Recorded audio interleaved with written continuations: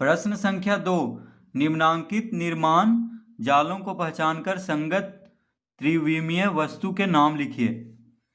तो देखिए, पहले हम इसको बनाने से पहले हम समझेंगे कि निर्माण जाल क्या होता है। त्रिविमीय वस्तु निर्माण के जाल। त्रिविमीय वस्तु का मतलब हुआ 3D, 3 डायमेंशन वाला, ठीक है, जिसमें त्रिविमीय वस्तु उसको कहेंगे जिसमें लंबाई, चौड़ाई और ऊंचाई तीनों हो। जैसे देखिए, लंबाई चौड़ाई तो हम, जैसे मान लीजिए हम यहाँ पे एक आयत बनाते हैं तो इसमें लंबाई चौड़ाई है लेकिन ऊंचाई नहीं है। तो त्रिविमीय वस्तु में क्या हुआ, ऊंचाई भी होता है तीनों, यानी 3 डायमेंशन वाला, ठीक है। तो एक त्रिविमीय खोखला वस्तु को काटकर एक समतल पर फैलाया जा सकता है। त्रिविमीय वस्तु का इस फैली हुई आकार को उस वस्तु का निर्माण जाल कहा जाता है, क्योंकि इस फैली हुई आकार को सही जगह के अनुकूल मोड़कर फिर से वही त्रिविमीय वस्तु का निर्माण किया जा सकता है। देखिए, त्रिविमीय आकार क्या होता है, यदि एक वस्तु को एक समतल पर इस प्रकार रखा जा सके कि वस्तु का कोई भी हिस्सा समतल के बाहर न हो, तो ऐसे वस्तु के एक द्विविमीय 2 डायमेंशनल वस्तु या समतलीय वस्तु कहा जाता है, अन्यथा उसे एक त्रिविमीय वस्तु कहा जाता है। देखिए, जैसे आयत ये सब हम बनाते हैं, कागज पे आयत हो गया, वर्ग हो गया, ये सब क्या है, 2 डायमेंशनल है, यानी द्विविमीय वस्तु है, ठीक है।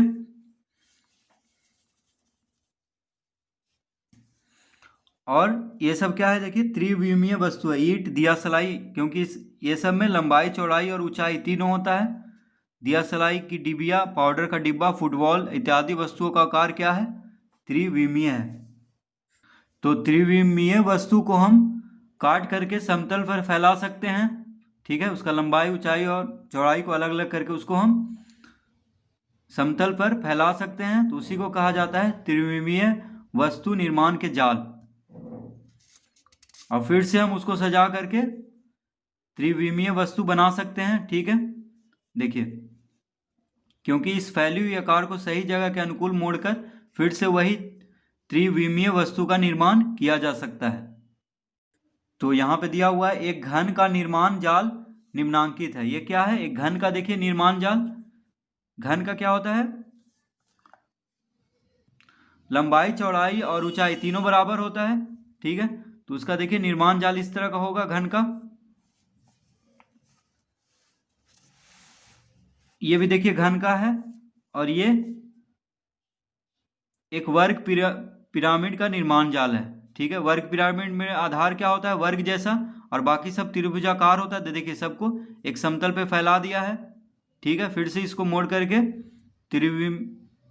त्रिविमीय वस्तु बना सकता है, यानी एक वर्ग पिरामिड। तो अब यहाँ पे कह रहा है प्रश्न में, निम्नांकित निर्माण जालों को पहचानकर संगत त्रिविमीय वस्तु के नाम लिखिए। तो पहला में देखिए, ये किस तरह का है, लंबाई, देखिए लंबाई है और चौड़ाई है, ठीक है। तो ये किस तरह के वस्तु में होता है, घनाभ के जैसा है। तो देखिए, ये किसका निर्माण जाल है, घनाभ का। तो हम इसके नीचे लिख देते हैं, देखिए घनाभ, यहीं पे लिख देते हैं, आप लोग कॉपी में लिख लीजिएगा घनाभ। ये कह रहा है निम्नांकित निर्माण जालों को पहचानकर संगत त्रिविमीय वस्तु के नाम लिखिए। तो देखिए, इसका ये निर्माण जाल किसका है, घनाभ का। तो हम इसके नीचे लिख देंगे क्या, घनाभ, ठीक है। दूसरा देखिए, दूसरा क्या है, पिरामिड है, ठीक है। क्या है, पिरामिड का इस तरह से निर्माण जाल होता है, क्योंकि आधार में देखिए या तो वर्ग होगा या आयत होगा, ठीक है। और बाकी सब त्रिभुजाकार होता है ऊपर में, तो इसको क्या कहेंगे हम, पिरामिड। तो इसके सामने नीचे हम लिख देंगे क्या, पिरामिड। ये देखिए, इसमें सब देखिए लंबाई, चौड़ाई, ऊंचाई सब बराबर है, तो ये घन का निर्माण जाल है। तो हम लिखेंगे यहाँ पे घन, क्योंकि घन का सब बराबर होता है, लंबाई, चौड़ाई, ऊंचाई। 4 में देखिए, ये बेलन का है, क्योंकि बेलन में आधार और सिर ऊपर में दोनों आयताकार होता है, ठीक है। तो देखिए दो जगह दो आयताकार दिया है, यानी ये क्या है, बेलन का निर्माण जाल है। इसको देखिए अगर इस यहाँ पे लगा दिया जाए दोनों को, एक इधर एक इधर, तो ये क्या बन जाएगा, ये बन जाएगा बेलन। तो देखिए हम यहाँ पे लिखेंगे बेलन, इसके नीचे। 5 में ये शंकु है, शंकु में देखिए एक शीर्ष होता है, ठीक है, और आधार क्या होता है, वृत्ताकार। तो ये हुआ शंकु, शंकु का निर्माण जाल हुआ ये, तो हम लिखेंगे शंकु। 6 में देखिए ये क्या हुआ, चतुष्फलक, क्योंकि इसमें देखिए 4 फलक होता है और चारों क्या होता है, त्रिभुजाकार। तो देखिए 1 2 3 4, चारों त्रिभुजाकार है और चारों क्या है, 4 फलक होता है चतुष्फलक में। तो हम लिखेंगे यहाँ पे इसके नीचे क्या है, ये चतुष्फलक का निर्माण जाल है, तो हम लिखेंगे चतुष्फलक, ठीक है, चतुष्फलक, इस तरह से। तो बस इसका नाम लिख देना है, जिसका भी निर्माण जाल है उसका, इसमें हम बस उसका नाम लिखेंगे, और इसमें देखिए कुछ नहीं करना है। प्रश्न संख्या 3, निम्नांकित निर्माण जाल एक पासा का है, रिक्त सतह को सही अंकों से भरिए। तो देखिए ये पासा होता क्या है, पहले इसको हम समझ लेते हैं एक बार। तो देखिए यहाँ पे दिया हुआ है पासा, एक पासा घनाकार होता है, अतः एक पासा का निर्माण जाल और एक घन का निर्माण जाल एक ही प्रकार का होगा, परंतु एक पासा के विपरीत सतह के अंकों का योगफल, देखिए अंकों का योगफल कितना होता है, 7।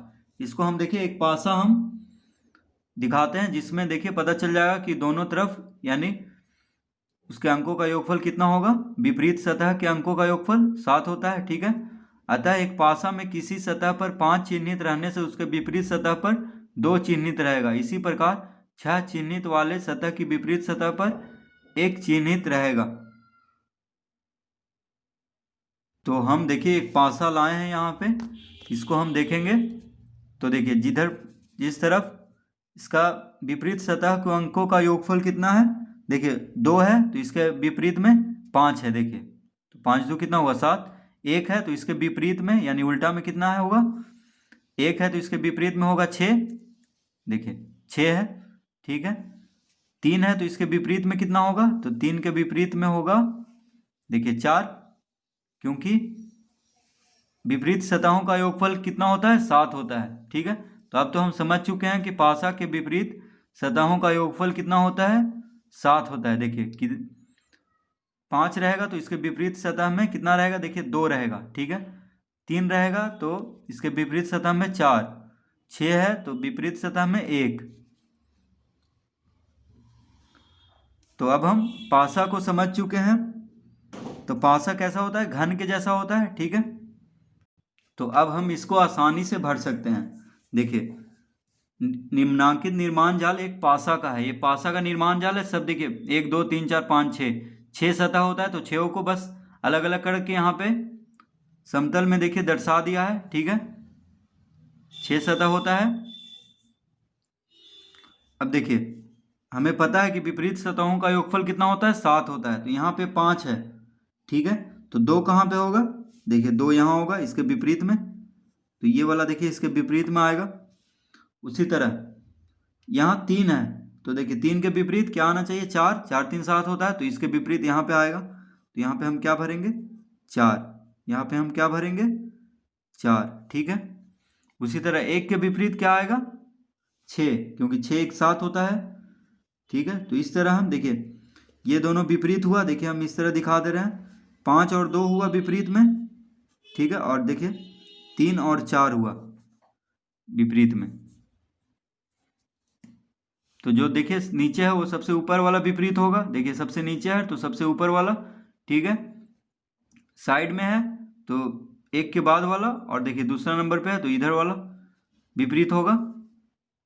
तो यहाँ पे 5 भरेंगे, यहाँ पे 4 और यहाँ पे 2, ठीक है। 5 के उल्टा 2, 5 के विपरीत यहाँ पे क्या भराएगा 2, यानी 5 2 7, 6 के विपरीत एक के विपरीत क्या भरा गया यहाँ पे 6। उसी तरह 3 के विपरीत यहाँ पे 4 भराएगा, क्योंकि सबको जोड़ करके विपरीत सतहों का योगफल कितना होता है 7।